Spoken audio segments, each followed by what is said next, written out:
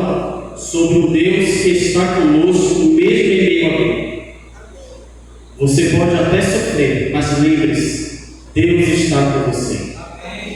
E Ele quer te ajudar, Ele quer te auxiliar. E desde já eu quero agradecer também a irmã Keila pelo convite.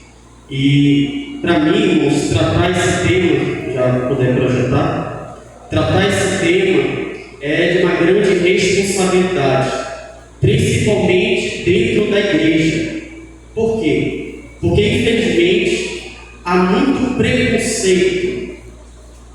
E você vê esse preconceito muito presente entre os membros. Por quê? Porque muitas pessoas dizem o seguinte: olha, um crente de verdade, um cristão, ele não tem pensamento suicida, ou ele não tem depressão, ele não tem ansiedade. E eu digo, tem. Você pode até ser um homem de oração, você pode até ser uma pessoa estudiosa da palavra, mas chegará momentos em que você vai pensar em tirar sua vida, ou você vai passar pelo processo da depressão ou da ansiedade.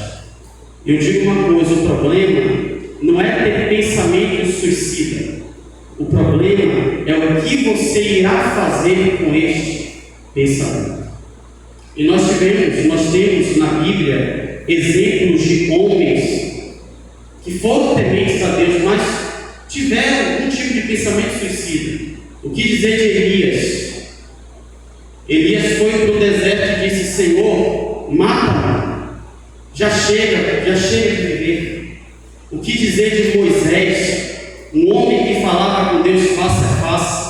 Chegou um momento onde ele estava sob pressão, que ele chegou para Deus e disse: Senhor, por acaso eu pari esse povo? Senhor, mata-me. O que dizer de Jeremias, um homem que chorava diante de Deus? Chega um momento em que ele até amaldiçoou o dia do seu nascimento. Então, o homem de Deus, ele sofre, ele sente dor, ele pode ter depressão, ansiedade, mas a pergunta é: o que você irá fazer com isso? Você ainda vai persistir nessa dor? Então hoje eu quero trabalhar com vocês esse tema, creio que é essencial: luz em meio à dor. Setembro Amarelo, que é o mês da prevenção ao suicídio. E quando eu trato desse tema, por conta do tempo eu não vou ter muito para me aprofundar, mas eu dividi essa palestra em 6 partes. A primeira parte seria o suicídio, o conceito de suicídio, mitos e verdades, uma abordagem histórica, causas, prevenção e, para mim, o mais importante, não que os outros não sejam importantes, mas eu vou me aprofundar um pouco nessa última parte, que é o papel do remanescente e o combate ao suicídio. Antes de nós entrarmos nesses tópicos, eu quero ler com vocês o que está nesse livro aqui, Suicídio e Sua Prevenção, falando acerca do suicídio. Esse livro vai dizer o seguinte: o suicídio é a pior de todas as tragédias humanas. Porque o suicídio é a pior de todas as tragédias humanas. Então ele vai nos dar uma resposta. Não apenas representa a culminância de um sofrimento insuportável para o indivíduo, mas também significa uma dor perpétua e um questionamento torturante infindável para os que ficam. Então, por que o suicídio é a pior de todas as tragédias humanas? Por quê? Porque é um sofrimento tanto para o indivíduo quanto para aqueles que o cercam. É por isso que esse assunto precisa ser tratado dentro da igreja. Quantas pessoas estão passando por esse processo, por esse sofrimento interno, e muitas vezes, por passarem por esse sofrimento, vai resultar no sofrimento daqueles que o cercam. pai, mãe, marido, esposa, filhos, todos servem. Mas não para por aí. Olha o que diz aí nesse livro. O número de afetados pelo suicídio de uma pessoa próxima varia compreensivelmente de país para país, cultura para cultura. E agora ele vai fazer um contraste entre países que são individualistas, sociedades individualistas, tratando do Ocidente, e algumas comunidades, tribos. Nos diz o seguinte: sabe-se que no mundo ocidental, no mínimo de 5 a 6 pessoas ficam profundamente afetadas por uma morte causada por suicídio. Em sociedades menos individualistas, as emoções partilhadas podem tornar comunidades inteiras afetadas pela tragédia de uma única decisão fatal. E aí o livro traz o exemplo de tribos indígenas. Ou seja, dependendo do local onde você vive, quando eles têm uma informação, eles ouvem de que alguém se suicidou, em algumas sociedades individualistas, poucas pessoas são afetadas. Poucas pessoas se compadecem da dor daquela família. Diferente de comunidades, como as tribos indígenas, que vivem ali em conjunto, comunidades. E entre essas comunidades, eu poderia citar quem? A igreja. Agora eu faço uma pergunta. Quando a igreja ouve acerca de alguém que cometeu suicídio, será que toda a igreja ela é afetada? Será que ela se compadece da dor daquela família que perdeu seu ente por conta de suicídio? Você, ao ouvir de alguém, olha, o meu parente cometeu suicídio, qual foi o seu comportamento diante daquela pessoa que relatou isso a você? Você se compadeceu? Você sentiu a dor daquela pessoa? Você estendeu a mão para aquela pessoa? Ou quando você ouviu de alguém dentro da igreja dizer o seguinte: olha, eu não sei, eu quero sumir. Você fez algo para essa pessoa? Você tentou conscientizar ou levar ela a entender a sua importância dentro da igreja? Ou você procurou compreender essa pessoa, o sofrimento dessa pessoa? Irmãos, quinta-feira, nós tivemos ali no Cidade Nova 5, Colégio Cidade Nova 5, a morte, infelizmente, a morte de um dos colaboradores daquela escola. E a morte dele foi noticiada em um grupo da igreja. E aí a pessoa disse o seguinte: olha, infelizmente, o irmão fulano de tal, ele faleceu, mas não foi por causa do suicídio, foi por outro motivo. Ele faleceu, a família pede oração. A pessoa colocou essa mensagem. Ninguém respondeu dizendo o seguinte: poxa, eu vou orar por essa família. Quem é essa família? Aonde será o enterro? Como que eles estão? Ninguém procurou saber do caso. Só que embaixo alguém colocou o seguinte: olha, eu estou precisando, depois dessa informação, embaixo uma pessoa colocou: olha, estou precisando de um pedreiro. Ou seja, irmãos, será que nós estamos nos compadecendo da dor daquele que está próximo de nós? Ou, infelizmente, nós estamos permitindo que o individualismo lá fora entre dentro da igreja? A igreja tem servido de porto seguro ou não? Cabe para a nossa reflexão. Então, já entrando nos tópicos, qual é o conceito de suicídio? Nesse livro aqui, Suicídio, Fatores Inconscientes, logo no capítulo 1, ele vai nos dar o significado do que significa o termo suicídio. O termo suicídio significa morte de si mesmo. E aí, em outra parte do capítulo diz o seguinte: pessoas podem procurar a morte de forma consciente ou inconsciente. Então, há dois tipos de pessoas que procuram a morte. Pessoas que procuram de uma forma consciente, ele sabe por que ele quer tirar a sua vida. E tem pessoas que procuram de forma inconsciente. Mais para frente nós vamos entender isso de uma forma mais profunda. E aí o livro traz algo interessante. Todos os seres humanos possuem impulsos nomeados, pulsões para a vida e pulsões para a morte. Dependendo da situação em que você se encontra, cedo ou mais tarde você vai ter algum tipo de pensamento suicida. Cedo ou mais tarde. Ou você, ou alguém que está próximo de você, terá pensamento suicida, pensamento de morte. E diz mais, já as pulsões de morte lutam pelo retorno de inércia, atacando a capacidade da pessoa lidar com as advertências e de viver e desvitalizando as suas relações consigo mesma e com o mundo. Porque muitas pessoas têm pensamentos suicida, pensamentos de morte. Vai depender muito das suas relações consigo mesma e com o mundo. Mas note bem, o termo suicídio significa a morte de si mesmo e pode ser procurado de forma consciente ou inconsciente. Um exemplo que o livro dá. Uma pessoa que fuma, ela está procurando a morte consciente ou inconsciente?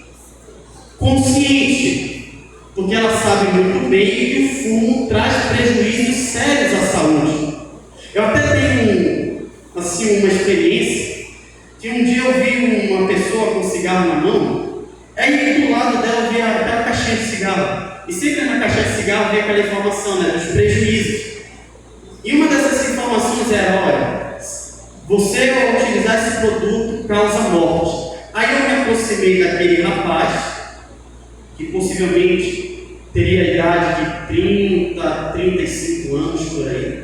E eu perguntei, moço, você já viu essa informação aqui?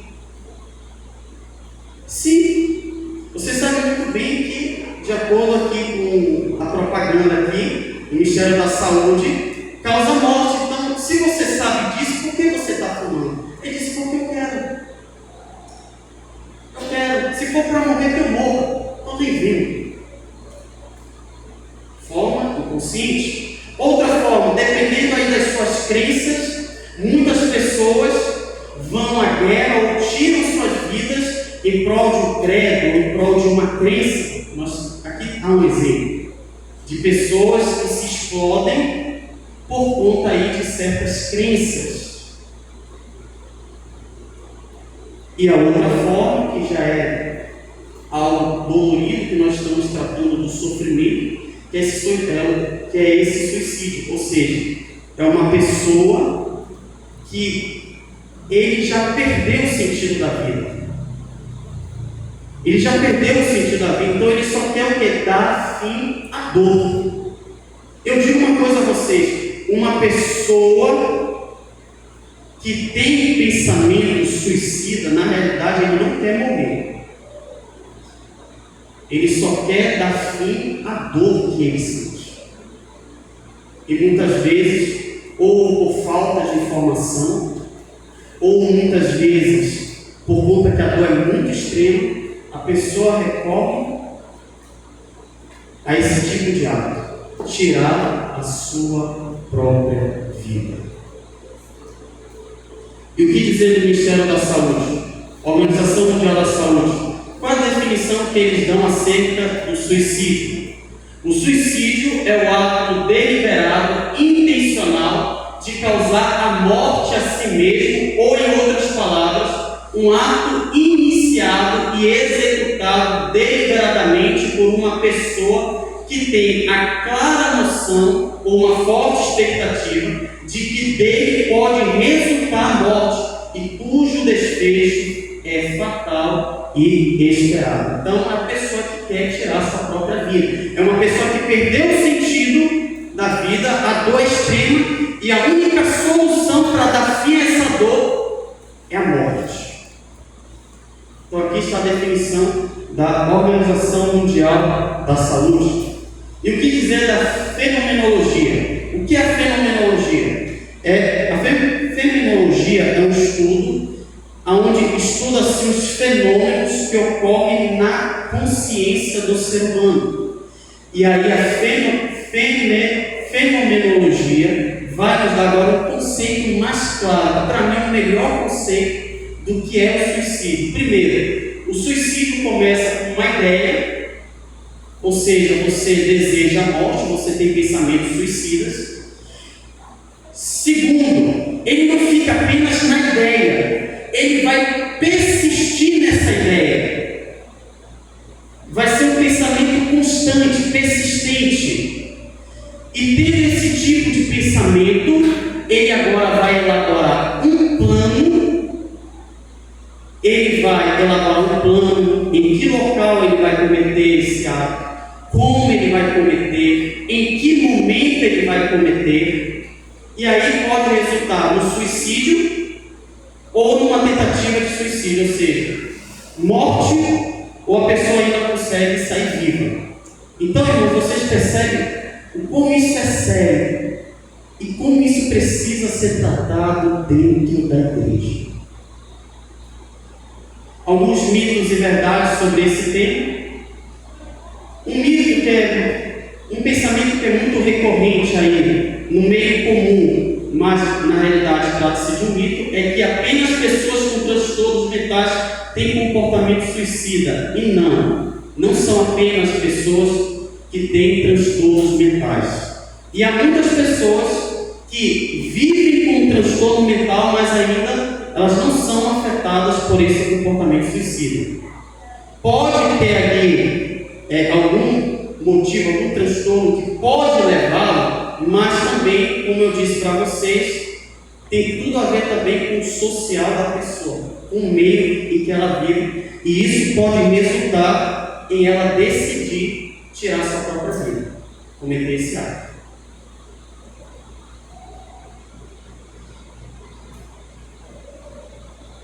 Quem fala sobre suicídio, quem fala com a pessoa que chega para você e diz o seguinte: olha, eu quero morrer. Aí o que muitos dizem? Não, isso é frescura, isso é da boca para fora. Irmãos, quando alguém chegar para você e dizer: olha, eu quero sumir, eu quero morrer,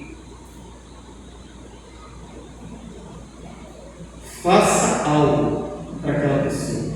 Tenta procurar um motivo pelo qual ela está falando daquilo e tente conscientizar a pessoa a procurar ajuda. E se ela não tem força, seja você. Estenda a mão a essa pessoa. Outra coisa, a maioria dos suicídios ocorre sem alerta.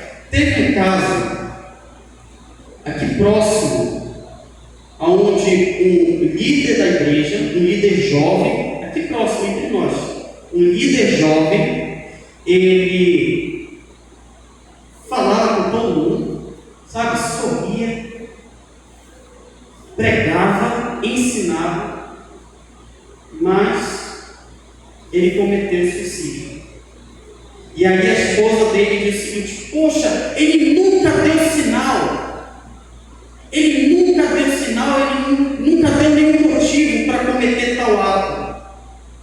Irmãos, toda pessoa, ela dá sinais, seja verbalmente, ou seja por meio de comportamento que ela quer dar fim à sua dor. O problema é você estar atento, e aí entra o papel da igreja. Será que nós só estamos preocupados em vir à igreja só nos cultos de sábado, de domingo, de quarta, apenas para louvar, ouvir uma mensagem e ir embora? Ou você está atento ao sofrimento daquele que está do seu lado? Muitas pessoas, antes deles cometerem suicídio, eles alertam, seja verbalmente ou por meio do comportamento. Isso aqui, irmãos, me deixa triste, porque eu já vi crente dizer o seguinte: quem comete suicídio é porque é fraco, é um crente fraco. Isso é uma idiotice. Isso é uma idiotice. Você, como crente, primeiro, como crente, você nem deveria dizer uma coisa dessa. Como cristão, qual deve ser o seu papel? Não julgar, mas compreender a situação e indicar à pessoa um atendimento adequado. E por último, eu tenho um amigo ou uma pessoa que já cometeu ou já tentou suicídio, mas não deu certo. Então ele está livre desse pensamento? Não. É por isso que você deve estar alerta. Se você tem alguém dentro da sua casa, da sua família, que já tentou o suicídio, mas não deu certo, esteja alerta para essa pessoa. Não pense que só porque deu errado ela desistiu. Não. Você, além de estar alerta, porque muitas vezes esse pensamento é instantâneo, dependendo aí dos gatilhos que são acionados, você também precisa levar a pessoa a entender e a compreender que ela necessita de ajuda psiquiátrica, e caso ela não queira, aí eu digo uma coisa a vocês: ela não tem essa liberdade. Não quero. Ela precisa ser tratada.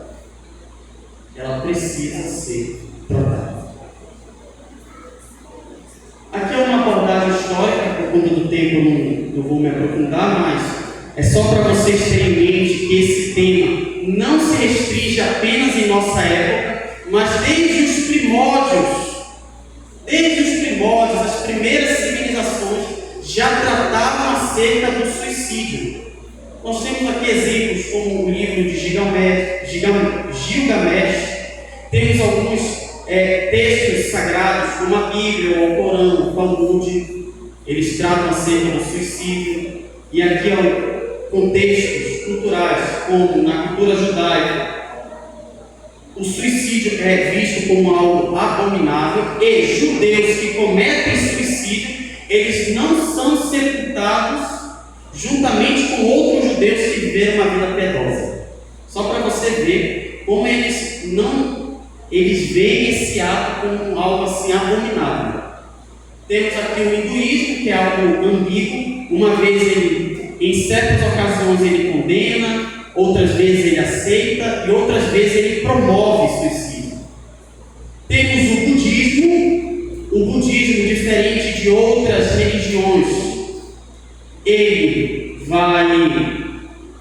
não vai condenar a atitude, mas ele sempre vai propor a ideia de que você precisa ter uma qualidade de vida.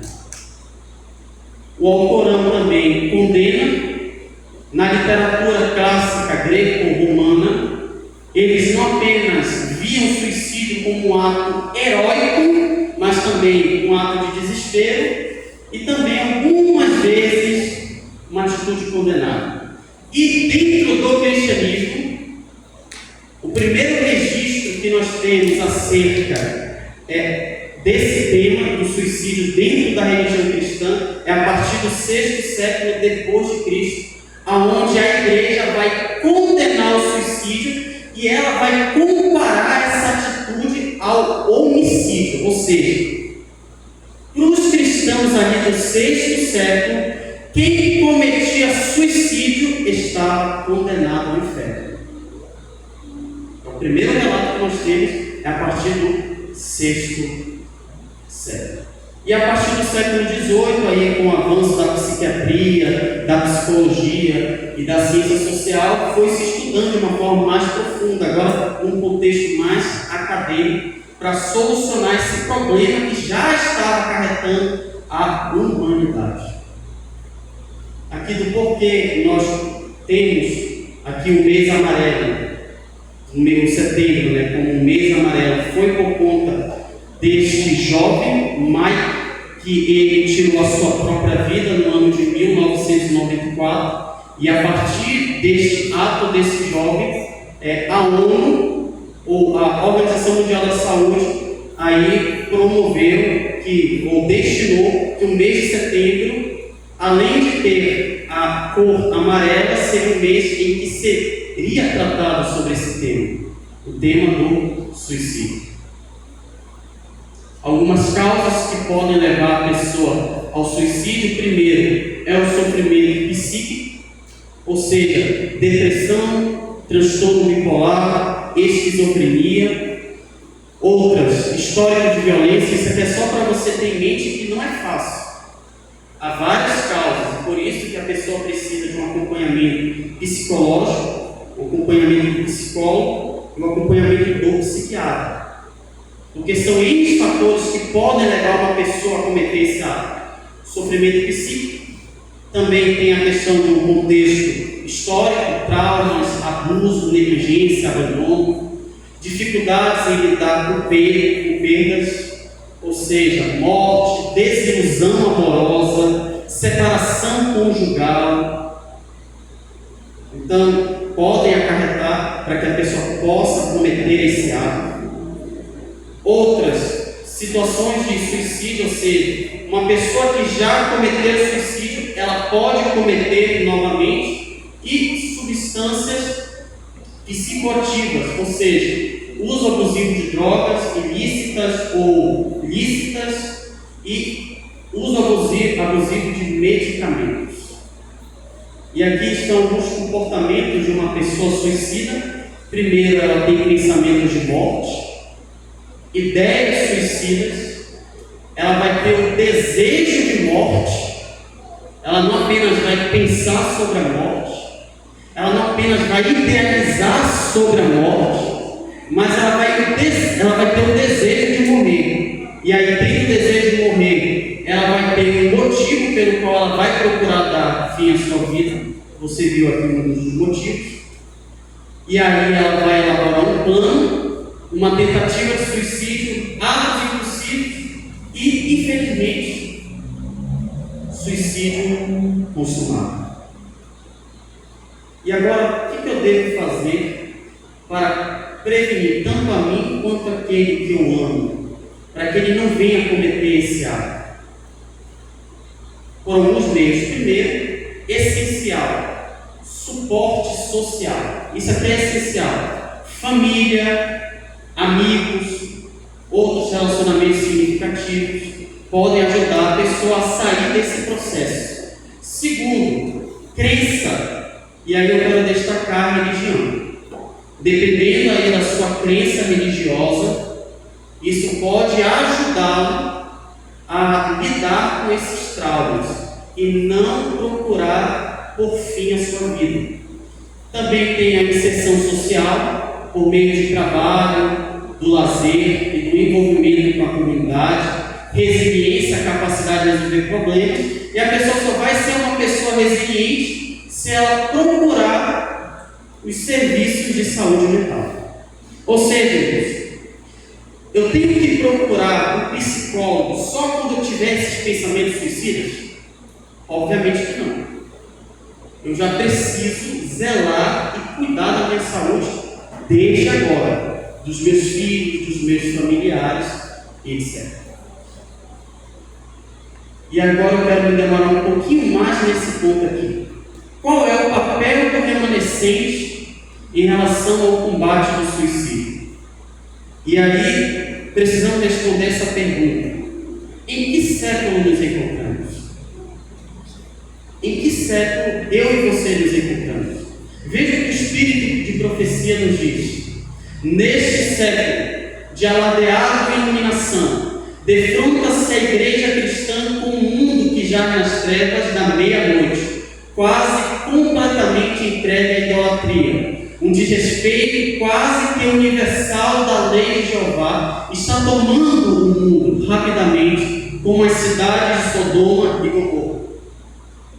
Como nos dias do dilúvio, a violência enche a terra, o jogo e o fruto estão se tornando mais comuns. O jogo e o fruto estão se tornando mais comuns.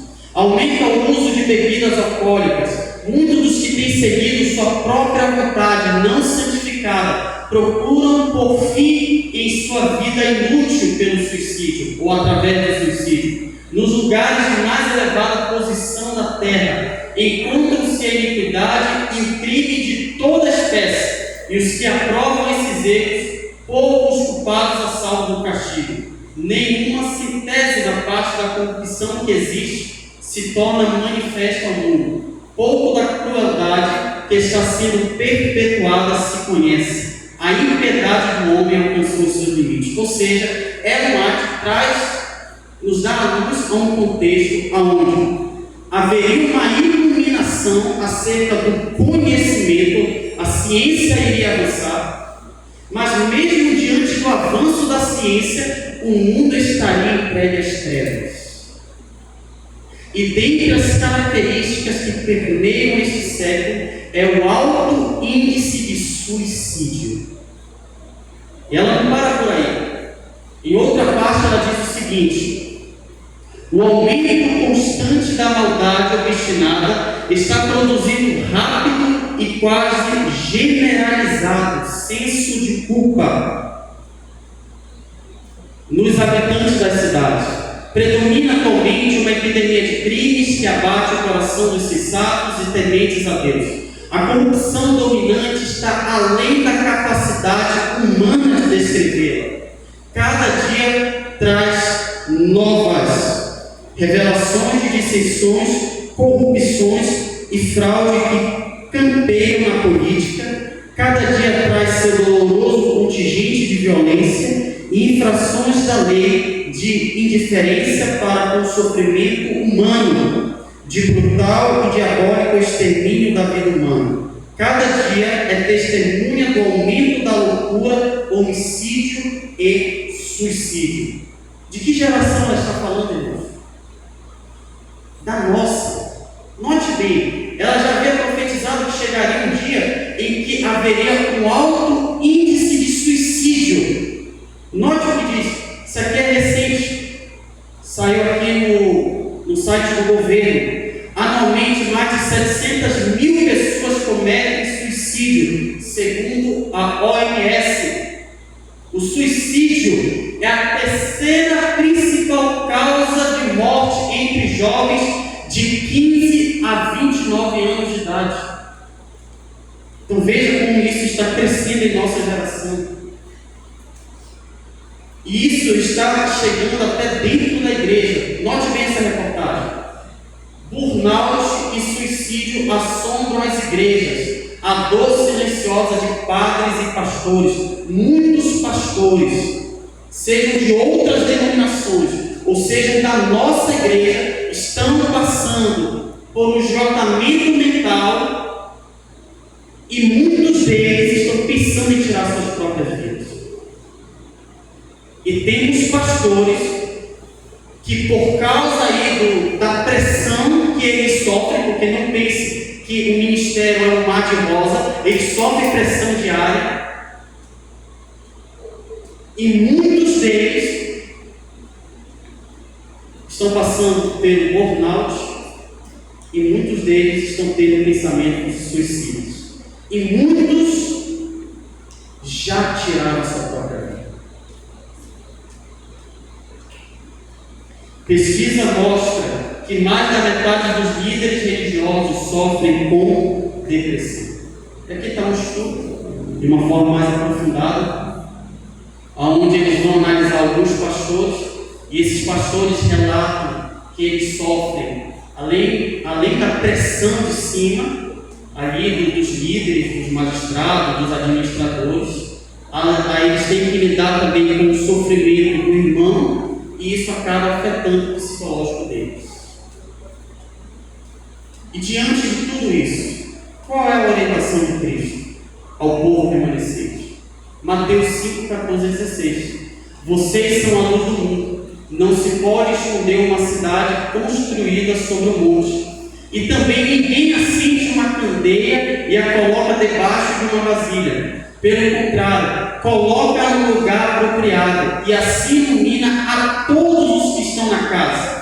Assim brilhe a luz de vocês diante dos homens, para que vejam suas boas obras e glorifiquem ao Pai de vocês que está nos céus. Ou seja, é um dever do cristão estudar esse assunto, se aprofundar nesse assunto, ter um conhecimento e levar esse conhecimento a outras pessoas. Você acha que Deus vai cobrar de você apenas por sua negligência em pregar o Evangelho? Não apenas isso. Deus vai cobrar de você esses conhecimentos, porque é o seu dever como cristão levar esperança ao mundo que está em trevas, ao mundo que está angustiado. É o seu dever como remanescente levar luz àqueles que estão em trevas. Mas você só vai poder levar essa luz se você passar por esse processo que o apóstolo Paulo nos diz em Romanos 12:2. Não se amoldem ao padrão deste mundo. Ou seja, você vive em uma sociedade doente, mas isso não quer dizer que você precisa ser doente.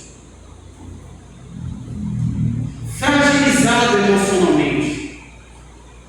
E Deus nos deixou, claro, a sua palavra, mas Deus nos deixou meios para que venhamos cuidar da nossa saúde mental. Por isso, a Bíblia diz: não se amoldem ao padrão desse mundo, mas transformem-se pela renovação da sua mente, para que sejam capazes de experimentar e comprovar a boa, agradável e perfeita vontade de Deus. Como você vai levar esse conhecimento se você está doente mentalmente?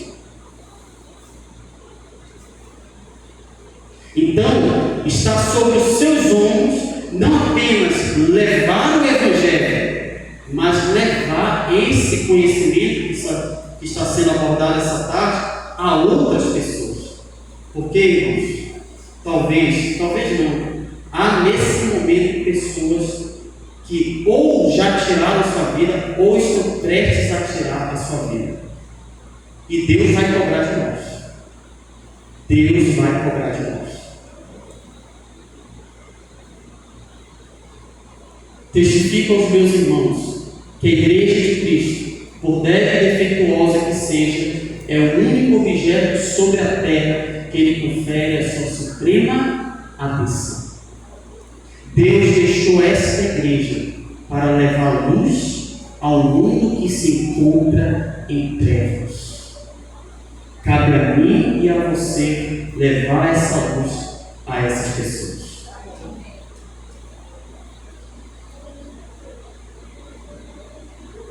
Meus irmãos, quem comete esse ato, quem comete suicídio, ele perdeu a sua salvação?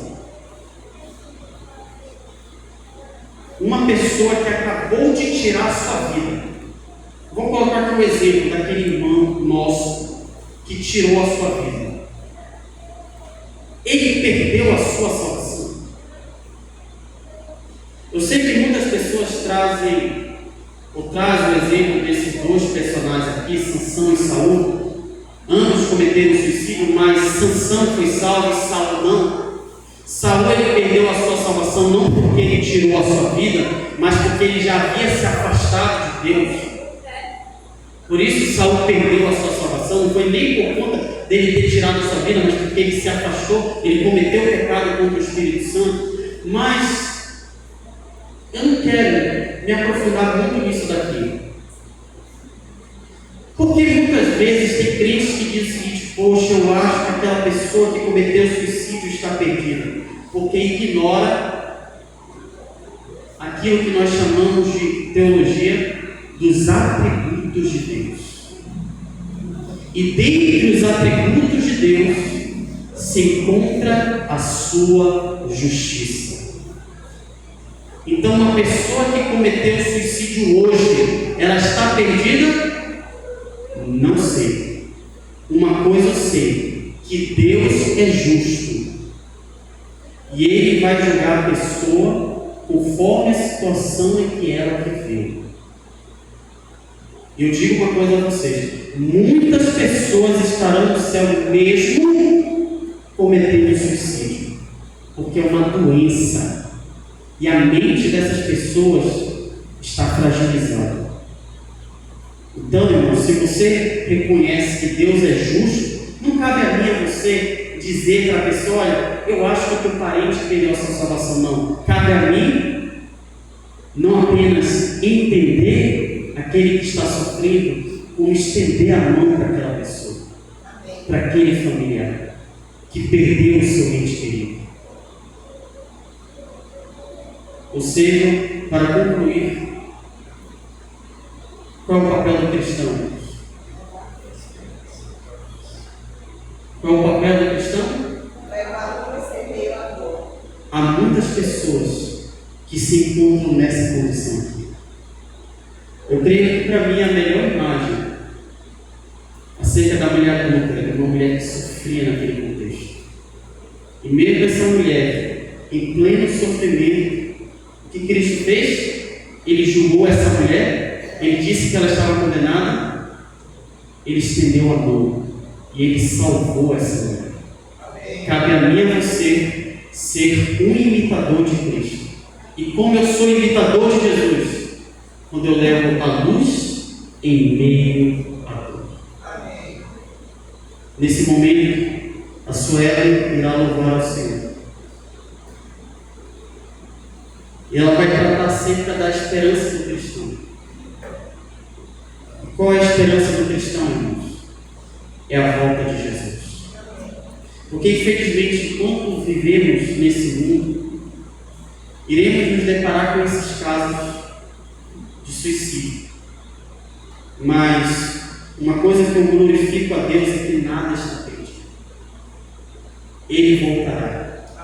E Ele irá nos tirar desse mundo de dor, de sofrimento, de morte. E Ele vai nos levar para um lugar onde haverá plena alegria, paz e amor, onde desfrutaremos da presença dele. Amém.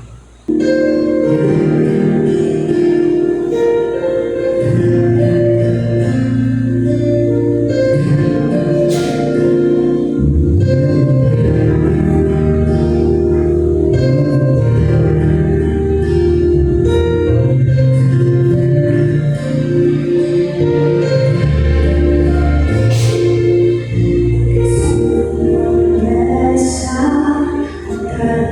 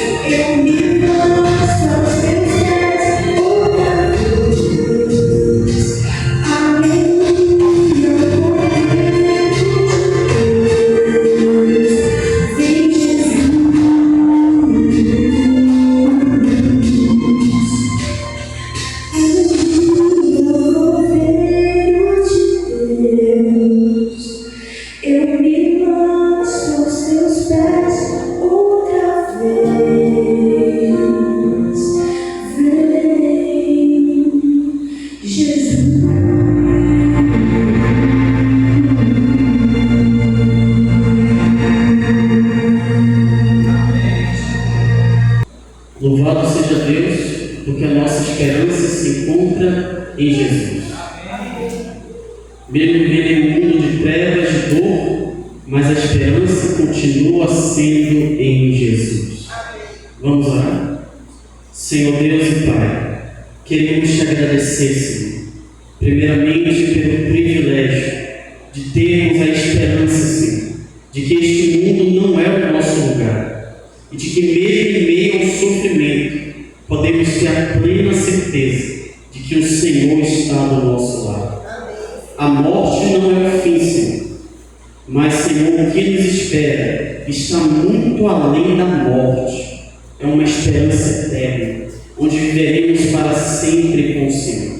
Senhor, ajuda-nos a levar essa luz a um mundo que está entregue à dor, ao sofrimento. Que possamos, Senhor, levar essa luz em um mundo que se encontra nas trevas. Que possamos, Senhor, estender a mão aos aflitos, aos angustiados, ou até aqueles, Senhor, que pensam em tirar sua própria vida. Que possamos, Senhor, estender a mão e nos use, Senhor, para que venhamos salvar essas pessoas, em nome de Jesus.